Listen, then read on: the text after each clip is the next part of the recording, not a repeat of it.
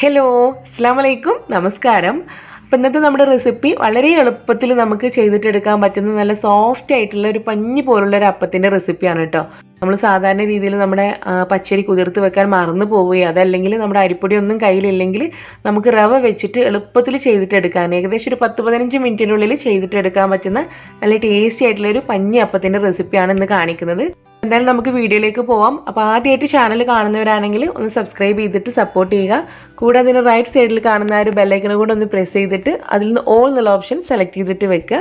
ഇനി അങ്ങോട്ട് ഞാൻ അപ്ലോഡ് ചെയ്യുന്ന എല്ലാ വീഡിയോസിൻ്റെയും നോട്ടിഫിക്കേഷൻ നിങ്ങൾക്ക് മിസ്സാവാതെ കിട്ടാൻ വേണ്ടിയിട്ട്. അപ്പോൾ നമുക്ക് ഒട്ടും തന്നെ വേവിക്കാതെ എങ്ങനെയാണ് ഈ ഒരു റവ വെച്ചിട്ടുള്ള നല്ല ടേസ്റ്റി ആയിട്ടുള്ളതും എന്നാൽ നല്ല സോഫ്റ്റ് ആയിട്ടുള്ള അപ്പം തയ്യാറാക്കിയിട്ട് എടുക്കുക എന്നുള്ളത് നോക്കാം.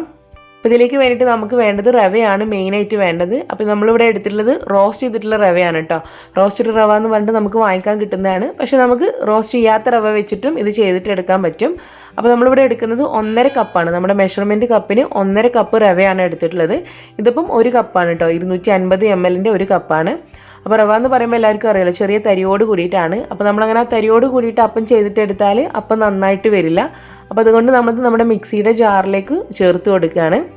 ആദ്യം നമ്മൾ എടുക്കുന്ന 250 ml കപ്പിന് 1 കപ്പ് റവ ചേർക്കുക. ഈ സെയിം കപ്പിൽ തന്നെ 1/2 കപ്പ് റവ കൂടെ നമ്മുടെ മിക്സിയുടെ ജാറിലേക്ക് ചേർത്ത് കൊടുക്കുകയാണ്. അങ്ങനെ ടോട്ടലായിട്ട് 1.5 കപ്പോളം റവയാണ് ഇതിലേക്ക് ചേർത്തിയിട്ടുള്ളത്. നമ്മൾ റവയുടെ കൂടെ ഇതിലേക്ക് ചേർക്കുന്നത് നമ്മുടെ ആട്ടപ്പൊടിയാണ്, അതായത് ഗോതമ്പ് പൊടിയാണ്. ഒരു 3 ടേബിൾ സ്പൂണോളം ഗോതമ്പ് പൊടിയാണ് ഇതിലേക്ക് ചേർക്കുന്നത്. നിങ്ങൾക്ക് ഈ ഒരു ഗോതമ്പ് പൊടിക്ക് പകരമായിട്ട് വേണമെങ്കിൽ മൈദ എടുക്കാം കേട്ടോ. അപ്പോൾ ഞാനിവിടെ ഗോതമ്പ് പൊടിയാണ് ചേർക്കുന്നത്. അപ്പോൾ 3 ടേബിൾ സ്പൂണോളം ഗോതമ്പ് പൊടി ചേർത്തിയിട്ടുണ്ട്. ഇനി ഇതിലേക്ക് നമ്മളൊരു 1 ടീസ്പൂണോളം ഈസ്റ്റാണ് ചേർത്ത് കൊടുക്കുന്നത്. നമ്മുടെ ഡ്രൈ ഈസ്റ്റാണ് ചേർക്കുന്നത്. അതൊരു 1 ടീസ്പൂണോളം ചേർത്ത് കൊടുക്കുക. ഇനി നമ്മുടെ ഈസ്റ്റ് നന്നായിട്ടൊന്ന് ആക്ടിവേറ്റ് ചെയ്തിട്ട് വരാൻ വേണ്ടിയിട്ട് ഇതിലേക്ക് നമ്മളൊരു 2 ടീസ്പൂണോളം ഷുഗർ കൂടെ ചേർക്കുന്നുണ്ട്. ഷുഗറിൻ്റെ കൂടെ ഇതിലേക്ക് ആവശ്യമായിട്ടുള്ള ഉപ്പ് ചേർക്കാം. ഉപ്പ് ആദ്യം നമ്മൾ കുറച്ച് ചേർത്ത് കൊടുക്കാം. എന്നിട്ട് പിന്നെ നമ്മൾ ബാറ്ററൊക്കെ ആയിട്ട് റെഡിയാക്കി എടുത്തതിന് ശേഷം ടേസ്റ്റ് ചെയ്തിട്ട് നമുക്ക് ആവശ്യത്തിന് പിന്നെ ചേർത്ത് കൊടുത്താൽ മതി.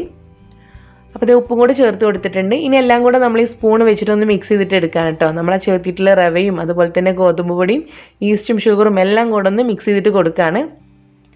ഇനി നമുക്കിത് ബാറ്റർ ആക്കിയിട്ട് എടുക്കാൻ വേണ്ടിയിട്ട് ഇതിലേക്ക് ആവശ്യത്തിലുള്ള വെള്ളം ഒഴിച്ചു കൊടുക്കണം. അപ്പോൾ നമ്മൾ വെള്ളം ഒഴിച്ചു കൊടുക്കുമ്പം ചെറു ചൂടുള്ള വെള്ളമാണ് ഇതിലേക്ക് ഒഴിച്ചു കൊടുക്കുന്നത്. നമ്മൾ റവ എടുത്തിട്ടുള്ള സെയിം കപ്പിന് തന്നെ വേണം നമ്മൾ വെള്ളം എടുക്കാൻ. അപ്പോൾ കറക്റ്റായിട്ട് നമ്മുടെ ഈ ഒരു മെഷർമെൻറ്റ് കപ്പിന് 2 കപ്പ് വെള്ളമാണ് നമ്മൾ എടുക്കുന്നത്.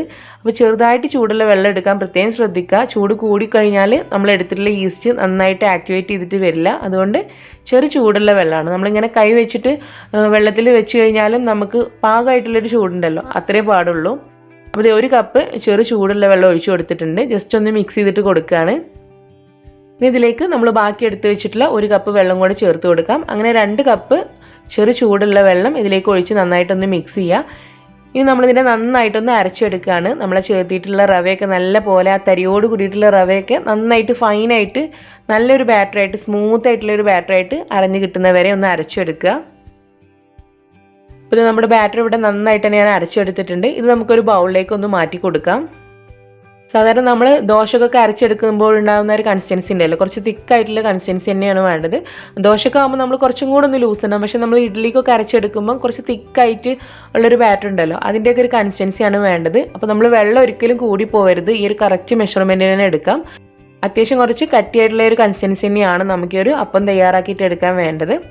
അപ്പോൾ ഇതിലേക്ക് നമുക്ക് കുറച്ചും കൂടെ ഉപ്പ് ചേർത്ത് കൊടുക്കാം. അത് നമ്മൾ ടേസ്റ്റ് ചെയ്തിട്ട് നമുക്ക് നോക്കിയിട്ട് ആവശ്യത്തിലുള്ള ഉപ്പ് നമ്മുടെ ഇഷ്ടം എങ്ങനെയാണോ അതിനനുസരിച്ചുള്ള ഉപ്പ് ചേർത്ത് കൊടുക്കാം. അപ്പോൾ കുറച്ചും കൂടെ ഉപ്പ് ചേർത്തിട്ട് നന്നായിട്ടൊന്ന് മിക്സ് ചെയ്തിട്ട് കൊടുക്കുകയാണ്. ഇനി നമ്മൾ ഈ ഒരു ബാറ്റർ വെച്ചിട്ട് അപ്പം ഉണ്ടാക്കിയെടുക്കുന്നതിന് മുന്നേ നമ്മളൊരു 10 മുതൽ 15 മിനിറ്റ് വരെ ഇതിലൊന്ന് റെസ്റ്റ് ചെയ്യാൻ വേണ്ടിയിട്ട് വെക്കുകയാണ്. നമ്മളിതിനകത്ത് ചേർത്തിട്ടുള്ള ഈസ്റ്റൊക്കെ നന്നായിട്ടൊന്ന് ആക്റ്റീവായിട്ട് വരാൻ വേണ്ടിയിട്ടാണ് നമ്മൾ അത്രയും സമയം ഒന്ന് റെസ്റ്റ് ചെയ്യാൻ വേണ്ടിയിട്ട് വെക്കുന്നത്. ഒരു ഭാഗത്തേക്ക് മാറ്റി വെക്കുകയാണ്. അപ്പോൾ നമ്മുടെ ബാറ്റർ നമ്മൾ റെസ്റ്റ് ചെയ്യാൻ വേണ്ടിയിട്ട് വെച്ചിട്ട് 15 മിനിറ്റ് ആയിട്ടുണ്ട്. ഇനി നമുക്ക് ഈ ഒരു ബാറ്റർ വെച്ചിട്ട് നമ്മുടെ പാനിൽ ഒഴിച്ചിട്ട് അപ്പം ചുട്ടെടുക്കാം. അപ്പോൾ ഇതിന് വേണ്ടി ഞാനിപ്പോൾ നോൺ സ്റ്റിക്ക് പാനാണ് സ്റ്റൗവിൽ വെച്ച് ചൂടാക്കിയിട്ടുള്ളത്. അതുകൊണ്ട് ഇതിനകത്ത് ഇപ്പോൾ ഞാൻ ഓയിലൊന്നും ബ്രഷ് ചെയ്ത് കൊടുക്കുന്നില്ല. നമുക്ക് വേണമെങ്കിൽ നമ്മുടെ നീർദോശയൊക്കെ ചെയ്തിട്ട് എടുക്കുന്ന ആ ഒരു ചട്ടിയാണെങ്കിൽ അതിനകത്ത് നമുക്ക് കുറച്ച് ഓയിലൊന്ന് ബ്രഷ് ചെയ്തിട്ട് കൊടുത്തിട്ടാണ് നമ്മൾ ഈ ഒരു അപ്പം ചുട്ടെടുക്കേണ്ടത്. ഇതിലേക്ക് നന്നായിട്ട് ഈ ഒരു പാന് ചൂടാക്കിയതിന് ശേഷം ഇതിലേക്ക് ഒരു തവി മാവ് ഒഴിച്ചു കൊടുക്കുക. എന്നിട്ട് ആ ഒരു ഹോൾസ് വന്ന് തുടങ്ങുന്ന സമയത്താണ് നമ്മൾ ഇതിനൊന്ന് അടച്ചു വെച്ച് കൊടുക്കുന്നത്. അപ്പോൾ അത്യാവശ്യം ഇങ്ങനെ ഹോൾസ് വന്നു കഴിഞ്ഞാൽ നമ്മൾ പിന്നെ തീ ഒന്ന് കുറച്ച് കൊടുക്കണം. എന്നിട്ട് അടച്ചു വെച്ചിട്ട് ഒരു 30 മുതൽ 40 സെക്കൻഡ് അത്രയും മതിയാകും. ആ ഒരു സമയം കൊണ്ട് തന്നെ അത്യാവശ്യം നന്നായിട്ട് തന്നെ നമ്മുടെ അപ്പം നല്ലപോലെ തന്നെ കുക്കായിട്ടുണ്ടാവും. അപ്പോൾ ഇങ്ങനെ നോക്കുമ്പം ചെറിയൊരു ലൈറ്റ് ബ്രൗൺ കളർ മാത്രമേ താഴെ വരാൻ പാടുള്ളൂ. അപ്പോഴേക്കും നന്നായിട്ട് തന്നെ അപ്പം റെഡി ആയിട്ടുണ്ടാവും. ഇത് കണ്ടല്ലോ, നന്നായിട്ട് തന്നെ ഹോൾസൊക്കെ വന്ന് നല്ല സോഫ്റ്റ് ആയിട്ടുള്ള അപ്പമാണ്. അപ്പോൾ ഇതേ രീതിയിൽ ബാക്കിയുള്ള ബാറ്ററും കൂടെ വെച്ചിട്ട് നമുക്ക് മുഴുവനായിട്ടും തന്നെ നമ്മുടെ റവ കൊണ്ടുള്ള ഈ ഒരു അപ്പം ചുട്ടെടുക്കാം. അപ്പോൾ ആദ്യത്തെ അപ്പം തയ്യാറാക്കിയതിന് ശേഷം രണ്ടാമത് നമ്മൾ മാവ് ഒഴിച്ച് കൊടുക്കുമ്പം നമ്മൾ വീണ്ടും ഫ്ലെയിം ഒന്ന് കൂട്ടി കൊടുക്കണം. അത് മറന്നു പോകരുത് കേട്ടോ. അത് കൂട്ടി കൊടുത്തിട്ട് വീണ്ടും നമ്മൾ ആ ഹോൾസൊക്കെ വന്ന് തുടങ്ങുമ്പം പിന്നെ ഫ്ലെയിം കുറച്ച് കൊടുക്കുക. അങ്ങനെ വേണം നമ്മൾ ഇത് ചുട്ടെടുക്കാൻ. അപ്പോൾ നമ്മൾ തയ്യാറാക്കിയിട്ടുള്ള ബാറ്റർ മുഴുവൻ വെച്ചിട്ടും നമ്മുടെ റവ കൊണ്ടുള്ള നല്ല സോഫ്റ്റ് ആയിട്ടുള്ള പഞ്ഞി അപ്പം ഇവിടെ റെഡിയാക്കി എടുത്തിട്ടുണ്ട്. ഇതിൻ്റെ കൂടെ നമുക്ക് ചിക്കൻ കറിയോ അതിൽ ഈ ബീഫിൻ്റെ കറിയോ അതിൽ നമ്മൾ തേങ്ങ കൊണ്ടുള്ളതോ ഉള്ളി കൊണ്ടുള്ളതൊക്കെ ആയിട്ടുള്ള ചട്നികളും കാര്യങ്ങളൊക്കെ ഇതിലേക്ക് നല്ല ടേസ്റ്റാണ്. അപ്പോൾ അതുപോലുള്ള ഒരുപാട് കറികൾ നമ്മൾ ഓൾറെഡി നമ്മുടെ ചാനലിൽ അപ്ലോഡ് ചെയ്തിട്ടുണ്ട്. ഇത് സിമ്പിളായിട്ട് ചെയ്യാൻ പറ്റുന്ന ഒരുപാട് കറികളുണ്ട്. അപ്പോൾ ആ ഒരു കറികളുടെ ലിങ്ക് കൂടെ ഞാനിവിടെ താഴെ ഡിസ്ക്രിപ്ഷൻ ബോക്സിൽ ചേർക്കുന്നുണ്ട്. താല്പര്യമുള്ളവർക്ക് അതുകൂടെ ഒന്ന് ചെക്ക് ചെയ്യാം. അപ്പോൾ ഇത് നമുക്ക് പിടിച്ച് കഴിയുമ്പോൾ തന്നെ അറിയാം കേട്ടോ, അത്രയും സോഫ്റ്റ് ആയിട്ടുള്ള അപ്പമാണ്. ഇത് കട്ട് ചെയ്ത് നോക്കുമ്പോഴും നന്നായിട്ട് തന്നെ സോഫ്റ്റ് ആയിട്ട് നല്ലപോലെ ആരെടുത്ത് നിൽക്കുന്ന അപ്പം എന്ന് പറയില്ല, അത്രയും നന്നായിട്ട് സോഫ്റ്റ് ആയിട്ടുള്ള അപ്പമാണ് പിടിച്ച് കഴിയുമ്പോൾ. അപ്പോൾ 1-2 കാര്യങ്ങൾ മാത്രം നമ്മളിത് ചെയ്തിട്ടെടുക്കുമ്പോൾ ശ്രദ്ധിക്കുക.